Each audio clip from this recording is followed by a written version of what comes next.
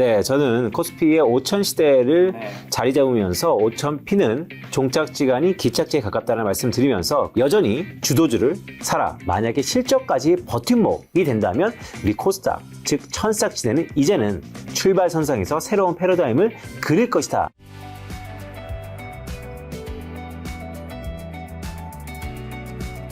자, 빈센토 이호님과 함께하는 이제 1월 말에 이제 증시 진단과 앞으로 투자 어떻게 되는지 여쭤보는 시간을 가지려고 하는데 오늘 아주 빅뉴스가 몇 가지 나와서 그걸 한번 먼저 여쭤보는 시간을 가져볼까 하는데요. 오늘 이제 이 네이버 화면 보면 나오다시피 삼성이 HBM4로 엔비디아에 공급한다는 기사가 발표가 났어요. 네. 한국경제에서 이제 단독으로 나왔고 딴 데서도 이제 기사들이 조금씩 쏟아졌는데 좀 그래서 이게 어제 나왔단 말이죠. 토요일, 일요일에 주말에 나왔어요. 주말에 나오길래 저는 이제 주주로서 야 드디어 터졌구나. 내가 기다리고 우리 많은 분들이 기다리던 드디어 HBM4 납품하니까 월요일날 굉장히 크게 오르겠구나 싶었는데 오늘 주가가 초반에 좀 올랐어요. 초반에 좀 오를 때 아니 물론 삼성전자 치고 많이 오른 거긴 하지만 HBM4 얼마나 우리가 기다리던 겁니까? 근데 생각보다 힘이 없더니 쭉 내려가 버렸어요. 저 이게 너무 궁금하더라고요. 도대체 이게 어떻게 된 일인가? 일단 삼성전자가 엔비디아 퀄테스트에 납품을 한다는 것은 참 고무적인 얘기이고요. 그렇죠. 근데 말씀하셨던 것처럼 주주 입장에서는 참 기다렸던 소식이죠. 그런데요, 삼성전자 주가를 좀 롱텀하게 볼까요? 한 3개월 정도 볼까요? 이렇게 올랐습니다.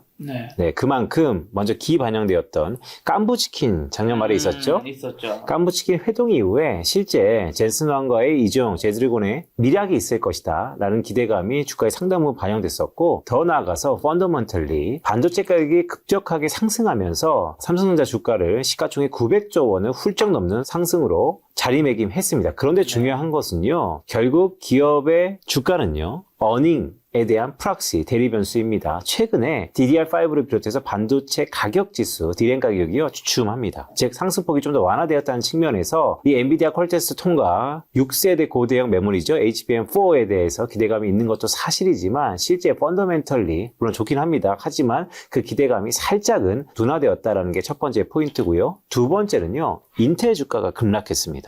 즉 미국의 빅테크들의 아성은 무너지지 않았지만 전반적으로 이 빅테크들의 일부 메모리 기업들, 파운더리 기업들 옛날처럼 녹록지 않다는 기대감이 상당히 상방을 누르고 있다는 것이 있을 수 있겠고요. 하지만 이번 주 목요일이죠. 29일에는요. 삼성전자의 컨퍼런스 콜 실적 발표가 한국 시각으로 10시에 있습니다. 그때 다시 한번 HBM4에 대해서 향후 물량, 향후 전망 등이 긍정적으로 나타날 가능성이 높기 때문에 저는 오히려 지금 삼성전자가 이렇게 살짝 조정받는 것이 오히려 더 기회다라고 보고 있습니다. 한마디로 지금 이미 반영된 게 있다라는 의미이신데 근데 그렇게 보면 좀 이상한 게 그러니까 이게 HBM4, 엔비디아 납품한 것들이 미리 좀 반영된 게 있다라는 거잖아요. 그렇다면 SK하이닉스도 오늘 크게 변동이 없어야 되는데 SK하이닉스는 떨어졌어요.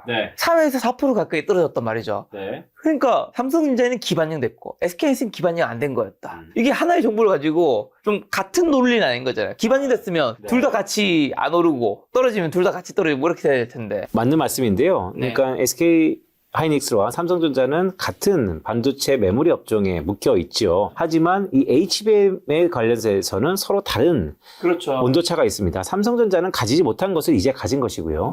SK는 절대적인 지위를 누리고 있다가 삼성전자라는 또 복병을 만난 것이죠. 따라서 오늘의 주가하고 그런 것을 100% 대변한 건 아니지만 삼성전자의 엔비디아 퀄테스트는 이퀄 삼성전자 주가에서는 기반영된 플러스 요인, SK하이닉스에서는 또 다른 대항마 경쟁자가 나타났다는 것에서는 살짝 우려 섞인 부분도 있다라고 할 수 있겠습니다. 그리고 또 SK하이닉스의 최태원 회장이 SK하이닉스 몇 년 후면 시총 2,000조 목표라는 이제 기사가 나왔는데 이제 그 기사가 이제 최태원 회장이 이제 SK하이닉스와 관련된 주제의 책이 나오는 것 같더라고요. 거기서 이제 인터뷰를 하면서 나왔던 문구인 것 같은데 SK 이제 그룹 회장이 SK하이닉스를 인공지능 AI 인프라 기업으로 정의하면 주식시장 시가총액이 2030년에 700조 원, 장기적으로는 2,000조의 평가를 받을 것이라고 전망을 했습니다. SK하이닉스 현재 주가는 535조고요. 현재 시가총액. 네. 이 멘트 어떻게 생각하시나요? 사실 지금 2026년에 535조니까 2030년에 AI 700조는 뭐 지금의 속도로 봤을 때는 큰 뭐 엄청난 불가능한 수치 같다는 느낌은 안 들긴 합니다. 네, 여기서 가장 포인트는요. 인공지능 AI 인프라 기업으로 정의했다는 것입니다. 네. 즉 미국의 하이퍼스케일러들이 AI 투자를 가파르게 지속하고 있죠. 하지만 무슨 얘기를 하고 있냐면 우리는 AI 대전환 시대에 인프라를 까겠다. 즉 인프라를 까는 가장 중심에는 HBM을 비롯해서 SK하이닉스의 반도체가 있다는 게 가장 중요한 대목이고요. 거기에 미국의 공급망 재편, 더 나아가서 AI 국면 전환, 그 가장 한가운데에 SK하이닉스가 있을 것이다라는 것이 최태원 회장의 가장 중요한 코멘트이고요. 그 이외에 시가총액이 700조 원이 될 것이다, 2천조 원이 될 것이다. 저는 지금보다 우상향한다는 것에 더 방점이 있다라고 볼 수 있겠습니다. 결국 2천조 원이라는 것이 우리 코스피 5000P 시대, 5000P라는 것은 결국 종착지가 아닌 기착지인 것처럼 지금 SK하이닉스의 시가총액이 오늘 살짝 내려와서 한 535조 원 정도 되는데요. 그래도 여지없이 향후 몇 년 사이에는 한 4배 정도의 스케일업이 될 것 같다라는 것에 방점이 있다라고 할 수 있겠습니다. 자, 그럼 오늘 같은 날 이제 삼성전자, SK하이닉스 이럴 때 여전히 앞으로 사도 괜찮은 건가요? 어떻게 보시나요? 네, 저는 코스피의 5000 시대를 네. 자리 잡으면서 5000P는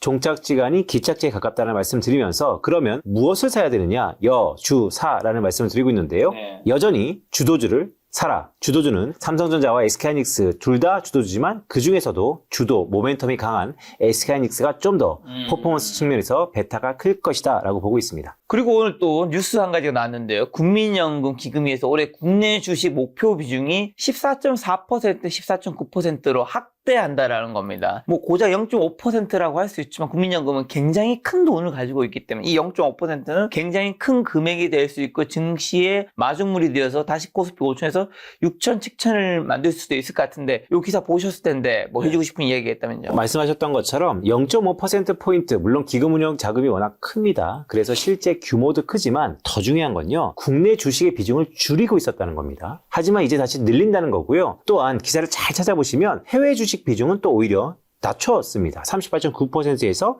37.2%로 낮춰져 왔고 어떤 얘기를 들고 있냐? 지금 이재명 정부가 얘기한 게 뭡니까? 부동산에서 동산으로 가계 포트폴리오의 대전환을 이끌 것이다. 그 중에서도 동산 중에서도 해외 주식, 국내 주식, 코인 다양한 것들이 있지만 이왕이면 정책적으로 아니면 수급적으로 국내 주식의 상당 부분 모멘텀을 잃을 것이다 라는 의미에서 저는 이 국민연금의 기금운용본부의 국내 주식의 비중 확대는 이전과 다른 새로운 패러다임으로 전환되고 있는 것을 의미한다라고 할 수 있겠습니다. 자, 그런 뉴스들 덕분일까요? 드디어 코스피는 5천, 뭐 살짝 조정받긴 해졌습니다. 5천 시대인데 그렇게 잘 따라 못 가던 코스닥이 드디어 천수닥 시대가 열렸습니다. 어떻게 보시나요? 네, 천스닥 25년 만입니다. 네. 2004년도에 코스피 지수가 다시 한번 기준을 바꾸면서요. 네. 약간의 레벨 단위가 좀 달라졌지만 어쨌든 1000이라는 숫자는 꿈의 숫자였는데 코스피 5000P, 작년에 코스피 지수가 75% 상승했거든요. 그거에 비해서 36%밖에 상승하지 못했던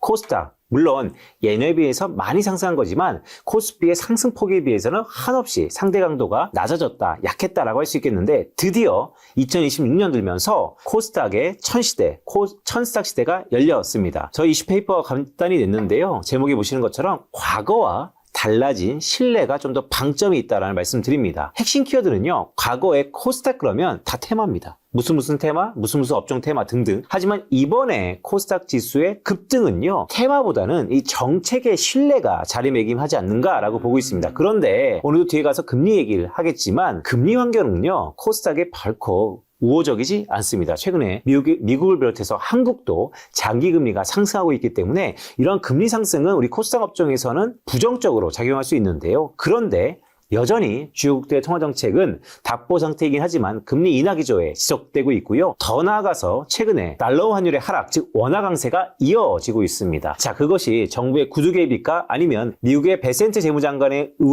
우회적인 구두 개입일까? 그 과정은 차치하더라도 결론적으로 원화가 강세를 띠고 있다는 것입니다. 과거 통계를 보면요. 원화 강세 기간에 코스닥 지수는 상승폭이 꽤 확대됐고요. 1.35% 정도 확대됐고 또한 금리 인하 시기와 원화 강세 시기가 보다 공교롭게 교집합 국면에서는요, 코스닥 지수의 월평균 0.7% 정도 상승하는, 즉 원화 강세는 코스닥의 우호적인 환경입니다. 더 나아가서는요, 지금 1월입니다. 1월이 거의 막바지였지만 1월은 또 계절적으로 코스닥의 상승 모멘텀을 작용하고 있다. 즉 3박자가 잘 맞고 있죠. 이런 의미에서 코스닥 지수에 대한 상승이 나타나고 있다라고 할 수 있겠습니다. 다만 지금 또 되게 중요한데요. 결국 실적이 뒤따라야 됩니다. 최근에 알테오젠을 비롯해서 코스닥 시가총액 1등의 업적이 지난 연말부터 상당히 순환 시대를 겪고 있거든요. 소송에 걸리지 않나? 또한 지급률에 대한 5%가 2%로 다시 한번 낮춰지지 않나? 이 알테오젠 주주들이 상당히 고생을 하고 계시는데, 이렇듯 코스닥의 시가총액 상위 업종들, 제약바이오에 대한 수익성에 대한 우려감이 변수로서 작용한다는 것이 다소 불안한 요이긴 합니다. 그럼에도 불구하고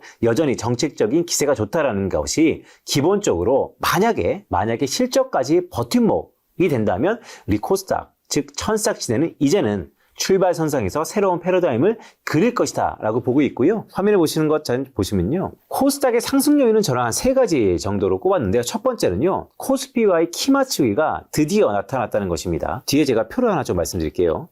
자, 이 표인데요, 어떠세요? 코스피와 코스닥의 상대 강도입니다. 즉 분자를 코스피, 분모를 코스닥으로 해서 최근에 이런 상승세를 보였거든요. 이것은 뭐냐면 상대적으로 코스닥의 상승보다 코스피의 상승세가 훨씬 더 컸다라는 것입니다. 자, 평균은요, 한 300% 정도 되거든요. 최근에 500%를 넘었습니다. 즉 세상에 영원한 것은 없다라는 측면에서 결국에는 평균 회귀 가능성, 즉 코스닥이 이쯤 되면 언제든 코스닥이 상대적으로 좋다라고 해도 전혀 이상한 상황이 아니다라는 게 첫 번째 포인트였고요. 두 번째 포인트는요, 정책 기대가 이전과 다르게 신뢰 있게 작용하고 있다는 것입니다. 자, 정부가 여러 가지 얘기를 하고 있죠. IMA 계좌, 즉 종합투자계좌에서 조달한 고객 예탁금을 최대 25% 정도 스타트업과 벤처, 즉 코스닥 업종에 투자한다라는 게 모은자본펀드가 이미 워킹, 온고잉 했다라는 게 첫 번째 포인트고요. 또한 정부가요, 국민성장펀드를 출범하면서 대부분 코스닥 업종에 대해서, 코스닥 종목에 대해서 수급적으로 마중물 역할을 하겠다는 게 두 번째. 세 번째는요, 주말 사이에 나왔던 이슈인데요, 여당에서 이런 얘기가 있었습니다. 3000비 시대를 열 것이다. 즉 코스닥의 상승을요, 디지털 자산을 비롯해서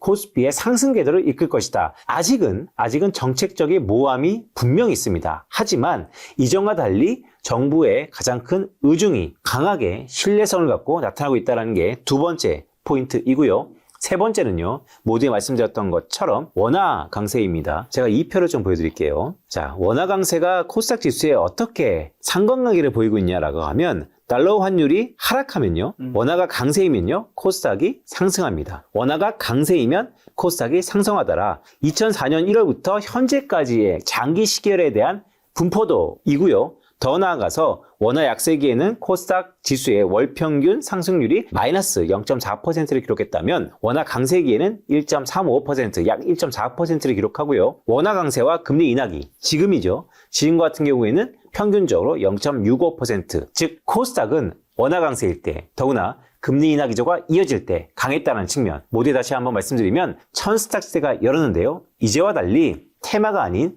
정책적 신뢰감이 이 코스닥 지수의 대세 상승 가능성을 높이고 있다라고 할 수 있겠습니다. 그러면 이제 코스닥 시장도 굉장히 좋게 보시는 것 같은데, 올해는 코스닥에서도 그러면 주도주를 사야 되는 건가요? 자, 코스닥은요, 이런 말씀 드릴게요. 2018년도에요. 네. 문재인 정권 때 코스닥 활성화 정책이 있었습니다. 한 2, 3개월의 텀을 갖고 코스닥 지수를 약 한 50% 정도 상승을 이끌었습니다. 하지만 한낱 해프닝에 끝났는데요. 셀트리온, 당시 코스닥의 시가총액 1위 업체가 코스피로 이전 상장하면서 이 코스닥에 대한 활성화는 다시 한번 수면 아래로 내려가게 됐습니다. 자, 그때랑 지금이랑 비슷한 게 있죠. 비슷한 정부, 또한 지금의 알테오젠, 코스닥의 시가총액 1등 업체가 코스피로 이전 상장을 예고하고 있습니다. 그렇기 때문에 2018년처럼 지금의 이러한 상승세가 다시 한번 물거품이 되지 않을까라는 우려 섞인 부분도 있는데요. 그때랑 다른 게 있습니다. 그때랑 다른 건요, 결국 정책에 대한 기대, 신뢰성이 이전과는 확연히 다르다라는 게 우리가 주목해야 될 부분이고, 두 번째는요, 그때랑 지금이랑 코스닥 활성화 정책 중에 다른 게 있습니다. 2018년에 없고 2026년에 작용한 코스닥 활성화 정책은 정화작용입니다. 즉 코스닥 기업에 시원찮으면 퇴출시키겠다는 겁니다. 그렇다 보니까 김 작가님 말씀하신 말씀드렸던 것처럼 코스닥 업종의 시가총액 1등 업종은 제약바이오고요. 2등 업종은 반도체 소부장이고 3등 업종은 기계입니다. 이 세 개가 합치면 55%로 50%를 훌쩍 넘거든요. 그렇다면 이 주요 업종에 가장 시가총액 1등 기업을 사야 되느냐? 그것보다는요. 2018년과 없었던 게 정화작용이잖아요. 코스닥 지수 자체가 우상향 가능성이 매우 높다는 거. 따라서 코스피는 여전히 주도주를 사라는 말씀을 드리면서 코스닥은 당분간은 지수 자체를 사다라는 말씀을 드립니다.